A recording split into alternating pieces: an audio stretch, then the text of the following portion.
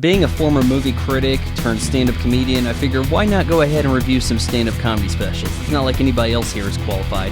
Hannah Gadsby's Nanette is the worst stand-up comedy special I've ever seen. Presented by and from the mind of Hannah Gadsby, an Australian comedian, filmed at the Sydney Opera House. Nanette is, by no stretch of the imagination, comedy. Instead, this is a lecture. Hannah talks about being ashamed to be a lesbian, doesn't really tell stories of being bullied about it, just how she carried around this shame and how she wants to quit comedy because her brand of self-deprecation was degrading. All of her jokes were mocking her people. You know, because one female comedian from Australia represents all the gays, and Hannah damn sure doesn't want any men giving their opinions on her comedy, because how dare they? Particularly the white men, especially the straight white men.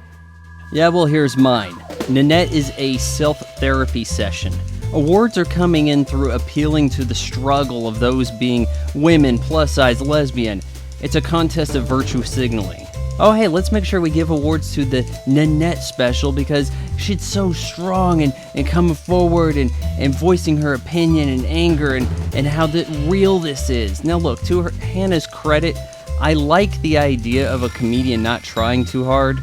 But there's a difference between not trying too hard to get laughs and giving zero effort whatsoever, and that's what this is. I think the problem here is that funny comics are too controversial to get awards now. So hey, let's just hand out an Emmy or Golden Globe, what you like, to the lady who gave a TED Talk billed as stand-up comedy. Hannah loses the crowd at various points here. I think guys are just kind of chuckling some because they're being prodded there by their significant other. Cheering comes from the you go girl mentality instead of actual laughter, because this is a protest against stand-up comedy. Suppose you're sitting down for dinner one night and you turn on Netflix expecting comedy. Nanette is not your answer.